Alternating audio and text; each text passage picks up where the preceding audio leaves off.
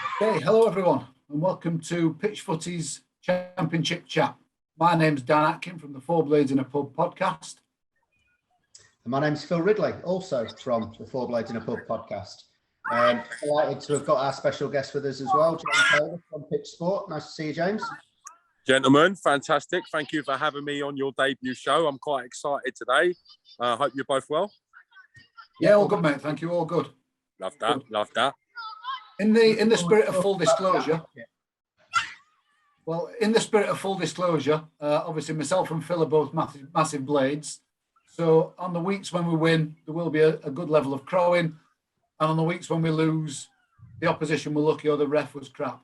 Take your pick. Fully understandable. I'm an Arsenal fan, so that's fully relatable from my point of view. Exactly. Yeah. Always the ref's fault. Always the ref's fault. So as a kind of starting point, I think obviously the big talking point of the championship weekend was Big Mick losing his job at Cardiff.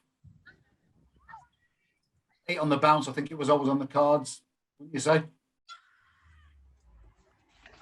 Yeah, I mean, it's a shame for Big Mick. He's one of those managers I've always quite liked, being a good Yorkshire lad as well, and he speaks the truth. You get what you see with him, don't you? And he's always been quite a big character in football. You can't imagine him getting that many more jobs now. So it's a bit of a shame, really, that he's lost his job now, and it could be the last we see of him in a manager's hot seat, really. What about riding in to save Barnsley? Well, there is that. Or our nearest and dearest as well. Shall we mention them? Are they allowed mentioning on this, not being champion? No, vetoed. No Wednesday talk on here at all. Yeah, I think Mick McCarthy's sort of done the best he can, but I think he's taken them as far as he can as well. 8 defeats on the bounce. I'm sure he knew it was coming. So I think it's time for a change. Who do you guys think will be next in the helm? Well, Chris Wilder believed. Chris Wilder's been quite heavily linked now.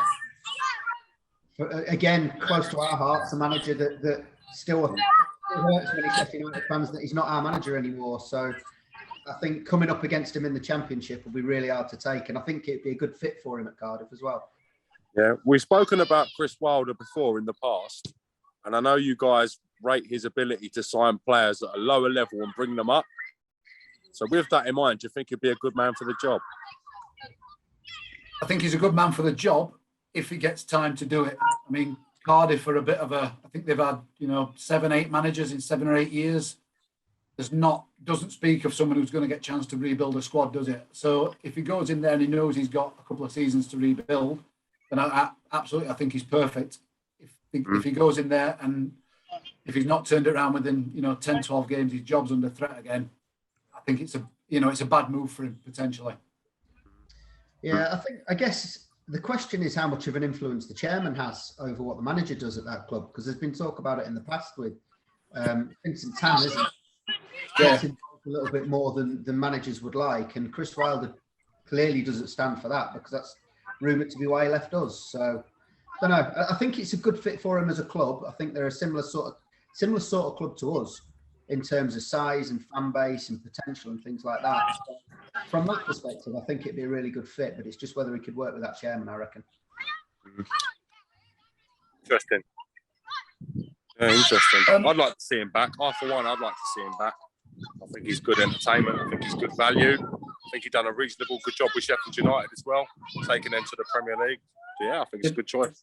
Did a great job with us, and yeah, you're right. He doesn't want to be out of it. As much as he wants to pick his next job and get it right, he doesn't want to be out of the game for too long, does he? Because you can be kind of very quickly forgotten, can't you, in football?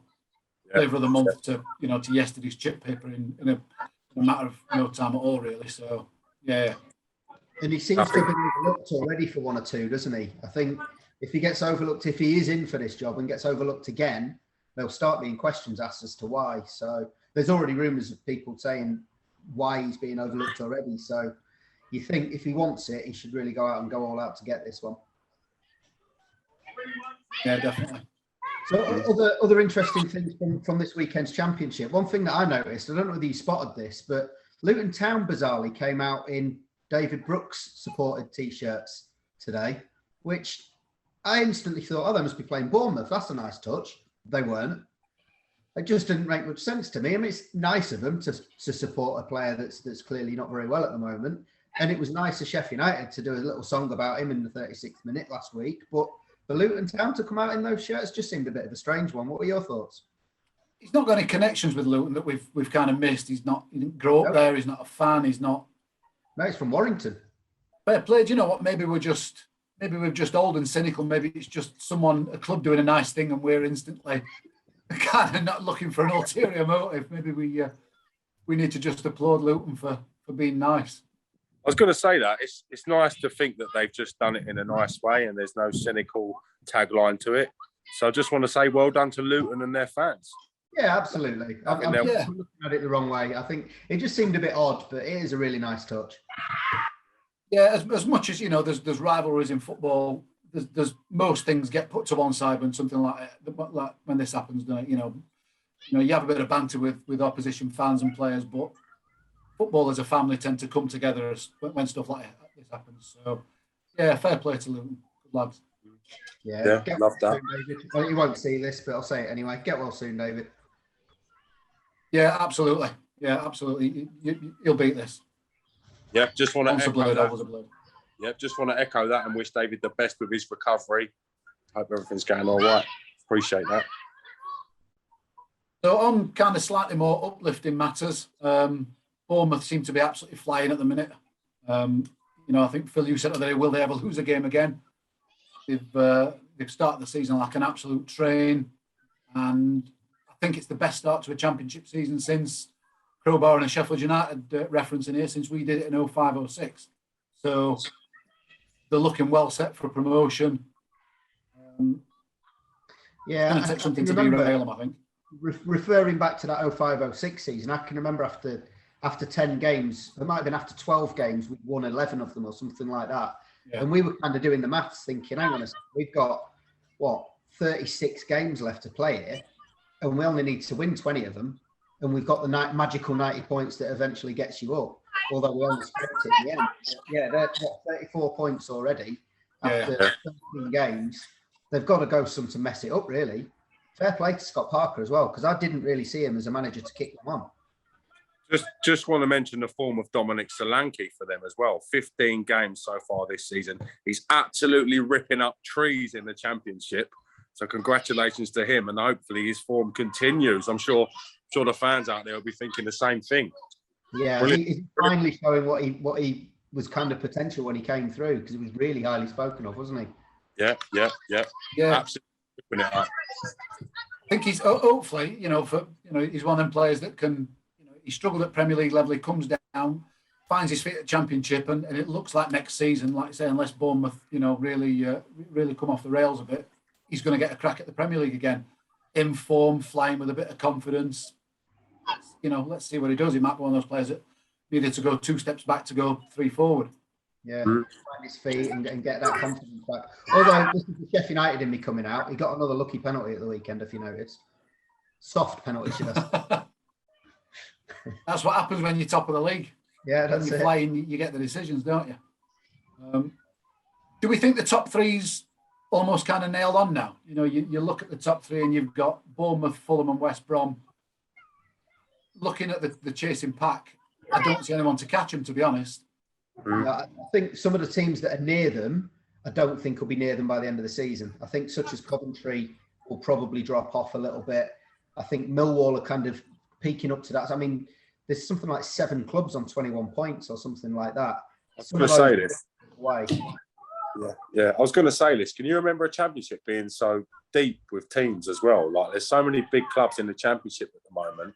And I know the top 3 are dominating, and you've got to look at Fulham as well with the form Mitrovic is in.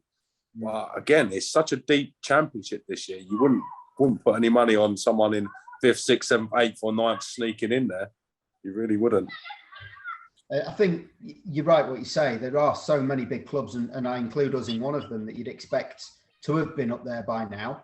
So on that point, do you see it coming together for Slav at Sheffield United? Do you think by the end of the season we will be up near the top 6? Because we are only 3 points off 5th, despite having a pretty poor start to the season. Well, I think you made quite an interesting point in your last podcast that was on about this. Slav potentially was 7 or 8 players out of contract at the end of the season. You've then got to replace them before you look to strengthen or completely change the identity of the team. I'm not sure at the minute he's got an team identity he's comfortable with. So again, how much time and confidence do the board have in Slav? Are they going to back him again? Is he going to get the time? Again, I don't know. What are you feeling as a Sheffield United fan, Dan, about this? I would hope that he does get the time, because I do think he's got a way he wants to play, and at the minute he's not got the players to do it. I wouldn't want us to go down the same road we did before. In fact, the last twice we've been relegated, where we've had stability with a manager taking us up and then taking us down, and then we've got rid of him and had 6 or 7 seasons of change after change after change, and every manager wanting to play a different style. So you're instantly having a complete overhaul every 18 months. And I wouldn't want us to go down that road. I'd rather stick with him. And if this ends up being a season of transition, then so be it. It's not what we wanted, but I think that's what it'll be, to be honest. I think this season we'll beat the poor teams, as we have. You know, we've beaten Peterborough, we've beaten Hull, we've beaten Barnsley. We'll lose to the good teams every time we play anyone. We lost to Bournemouth, we lost to West Brom, we lost to Borough, and we'll share the points around with the teams around us, and that'll get us to 10th, 11th, which I think is about where we're going to be, barring some massive upturn, the second half of the season. You use the word transition, and as an Arsenal fan, it sends alarm bells ringing around my head. Like Looney Tunes, when some big piece of iron lands on your head and you get them little birds spinning around. The word transition does to me. So again, you've got to get comfortable and maybe lower your expectations as a team for the moment. It is about stability. It is about maybe sustaining your place in the league and maybe backing the manager a little bit. I think accepting we are going to lose some games as well. There's a real almost boom and bust attitude amongst Sheffield United fans at the minute as a whole, where we lose a game and it's the end of the world, and we win a game and all of a sudden we've got a chance of going up again. And we just need to accept we are going to lose some, and we're probably not going to be at the top of the division.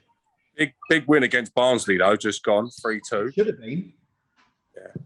Got to get a bit of momentum, haven't you? We should have been, but the momentum that we had at 3-0, where we looked like we were going to go on and win it comfortably, we ended up, kind of scraping in a 3-2. We made it a lot harder for ourselves than we should have done. I think Slav's got to take a lot of the blame for that. I thought his substitutions kind of took all our momentum. We had momentum at 2-0, and we seemed to lose that with the substitutions, and like I said, we ended up hanging on and gave them the impetus. But yeah, I think since the international break, I think there's only Bournemouth and Blackpool that have taken more points than us, which is it feels like a bit of an anomalous stat, because we don't feel like that. We don't feel like we're the third most formed team in the division, but the numbers don't lie. So maybe we have got a bit more momentum than we think we have. I think weight of expectations probably affecting how we see things at the minute. Yeah, I'd agree with that. I think I'm conscious we could talk about Sheffield United for longer than we need to as well. So I want to move it on to one subject. Millwall, I saw, had 2 pretty good penalty shouts against them turned down again this week. After the refereeing performance against us the week before, what's going on there? Are the referees scared of the old naughty boys at Millwall, or is it something else? I think there's some sort of Jedi training going on at Millwall's training ground. They commit a foul, the ref looks at it and they just kind of wipe their hand, and they don't get the decision goes the other way. They've either that or they're invisible. They should have had George Saville sent off against us, and Stoke had 2 good penalty shouts turned down on Saturday. So yeah, I'm not quite sure what's happening there. Kind of don't begrudge Millwall, because they're a proper club, but yeah, it's just 3 decisions in 2 games. Come on, lads, share it around a bit. Even it up. Come on. Yeah. Now, I'm not going to say too much on this. I'm at the Sutton United Academy, who don't train too far away from Millwall. So that there'll be a few Millwall fans lurking about. But I think, like the old saying goes, it evens itself out over the course of the season. I think with VAR as well, that saying could never be truer. You're going to get some. I just think Millwall have got theirs all at once. Yeah. So I think it'll even itself out as it goes on. Yeah. You'd hope so, wouldn't you? The other kind of notable result of the weekend, I thought, was clash of 2 of the form sides, Forest and Fulham, which you would have expected to be a fairly tight game. and Fulham absolutely battered them, 4-0. And I just wonder what you guys thought about whether Cooper's first 4 games have possibly given a little bit of a false picture as to how well he's done. They've won, I think, 4 out of his first 4 games, or 4 out of the first 5.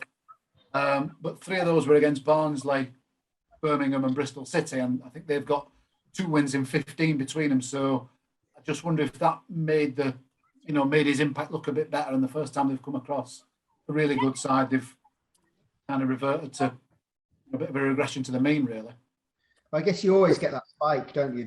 It's a bit of a tension. It does happen, management spike, when a new manager comes in, timed with playing some of the teams you've said.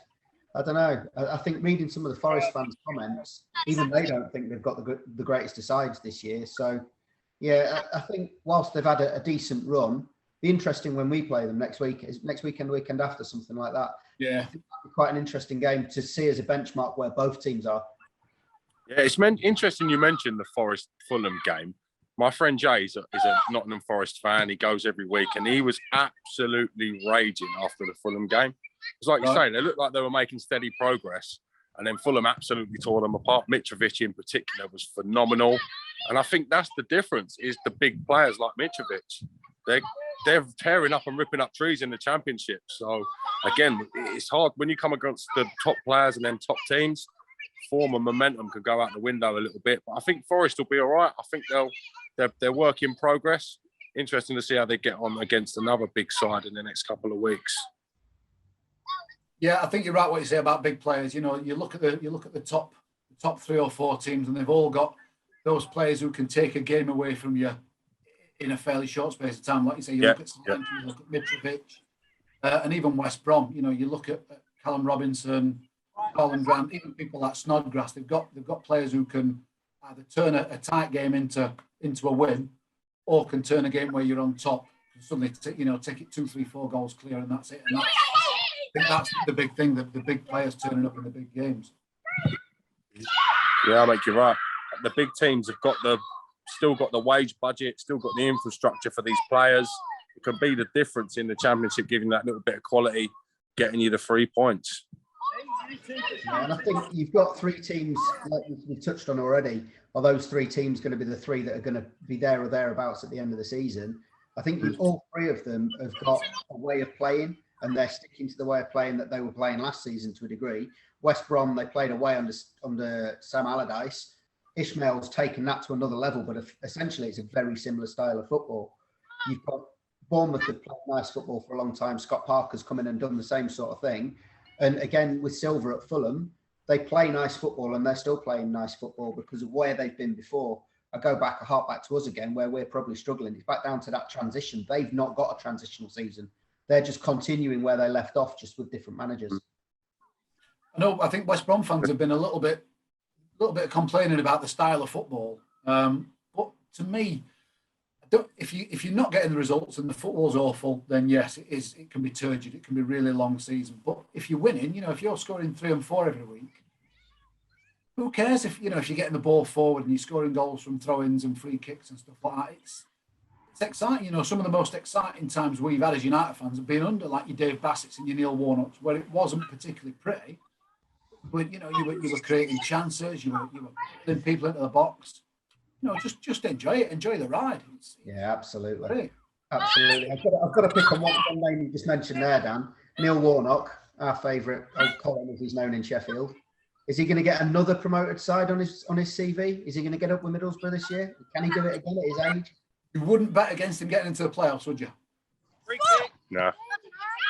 He does know how to set a side up at this level. He knows how to manage games. He knows how to, well, what he does know, if you're 1-0 down with 20 minutes to go, you can work out there's probably about 15 forwards on pitch. That's just what he does. And that's what I say about how exciting it is under Warnock. If you're 2-0 down with 15 minutes to go as a Warnock side, you're never out of it. You're absolutely never out of it. I get the impression that the players just love playing for Warnock as well. He gets the best out of them. Like if he's for you and you're for him, it just seems like you've got the best relationship with him. And I think he gets an extra 10% out of the players. He might not necessarily have the best tactics. He may not be the best at acquiring talent, but I think what he does is man management very well. I think he gets the best out of individuals, which is a skill set in itself.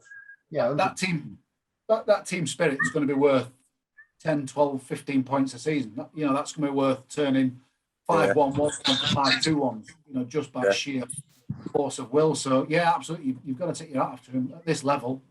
He's pretty much as good as it gets. While we're on the Warnock subject, what's your favourite Neil Warnock story of all time, lads? Well, I'm going to rob one off another podcast. You've heard about the story of him greasing his balls up in the shower in front of everybody before, have you? Now, could you share that one? Would that be all right?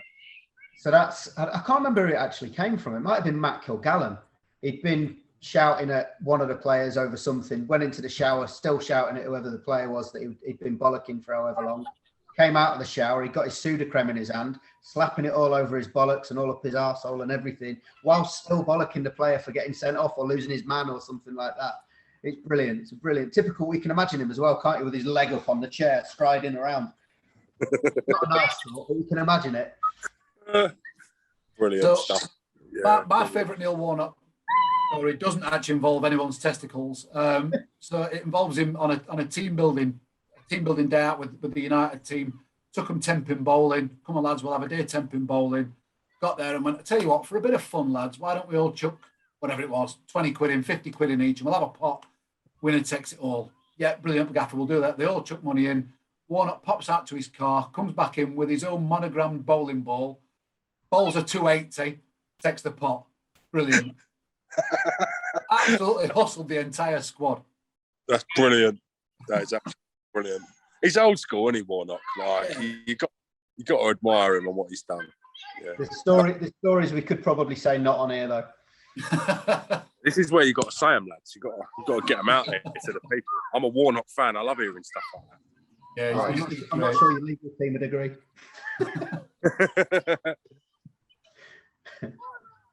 So, player of the weekend. Obviously, we've probably touched on 2 or 3 of them. Obviously, we've looked at Solanke, we've looked at Mitro.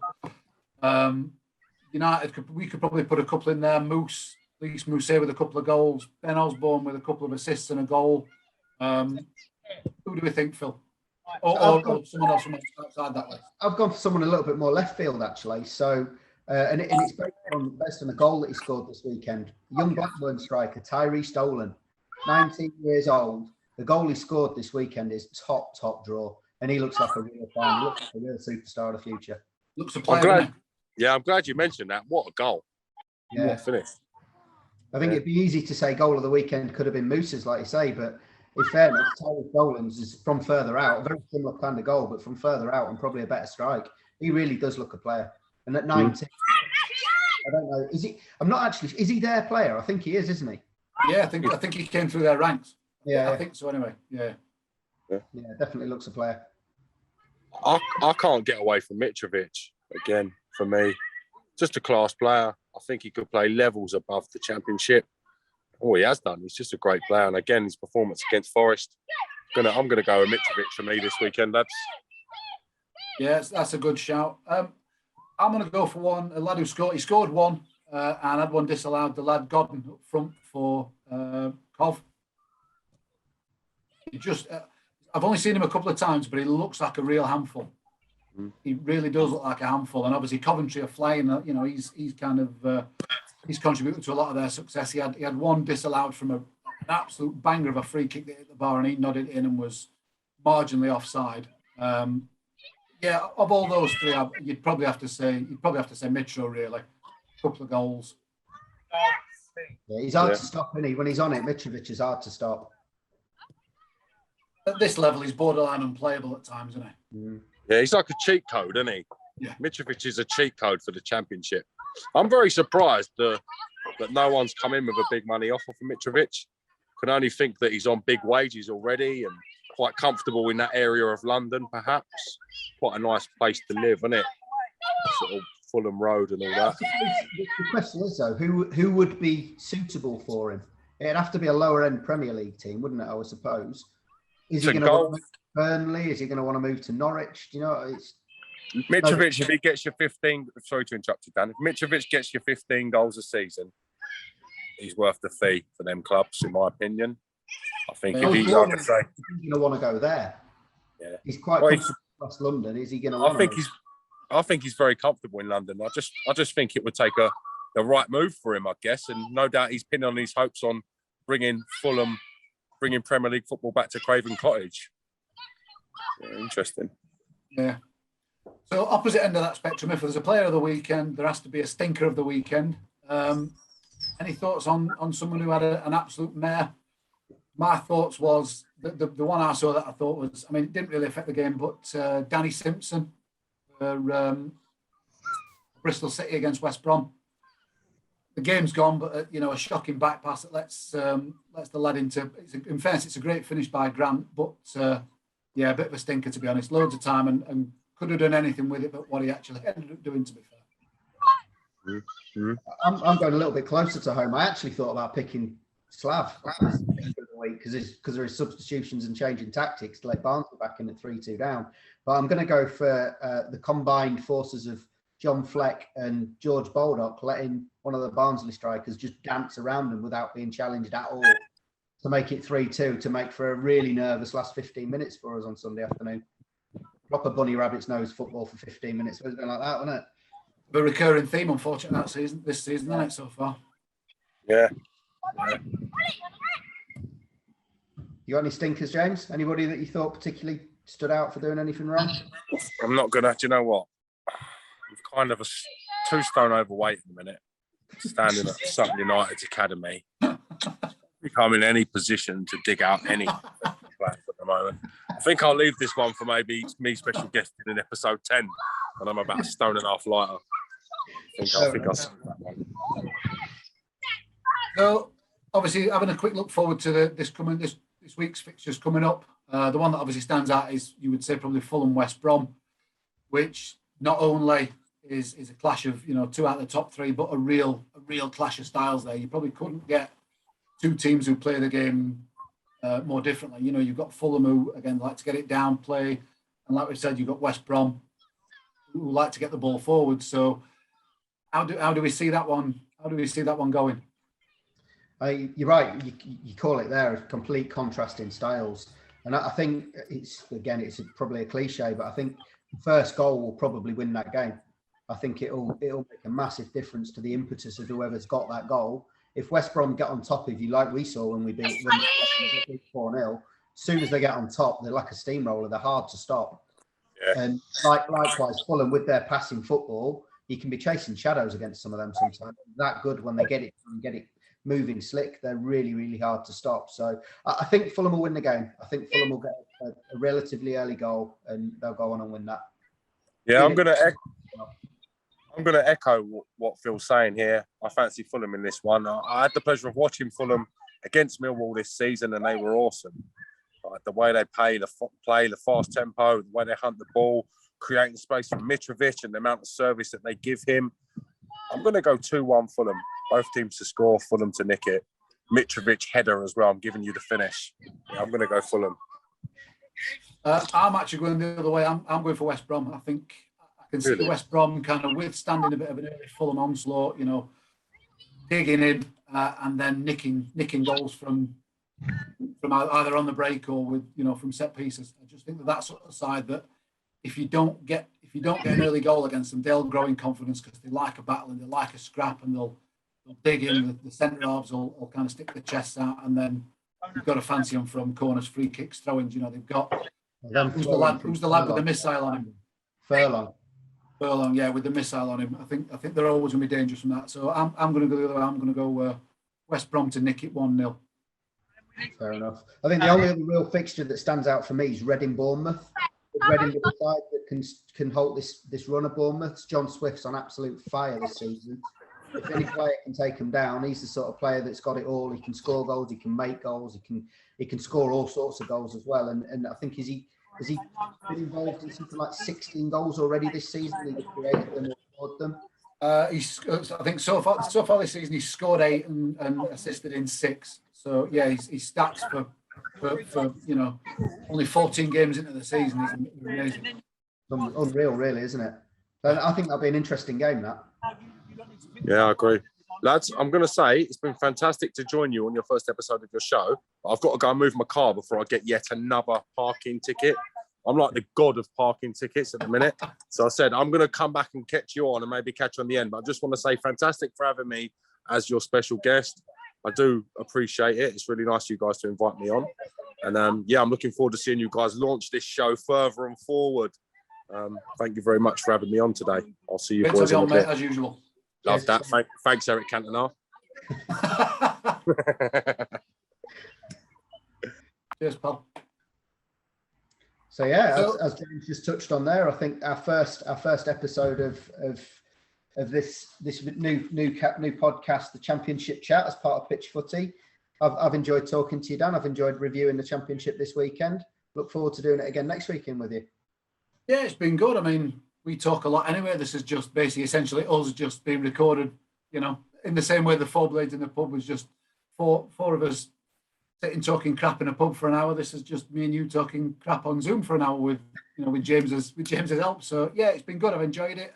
Obviously, you know, we'll get better as we go on. You know, we'll have more to talk about as we go on. Hopefully, some more special guests week in, week out. But no, really I'm looking forward. Actually, I'm looking forward to having fans from other clubs on as well. I think it'd be good to get a bit of input, give us a bit of stick back because we're so biased in one direction.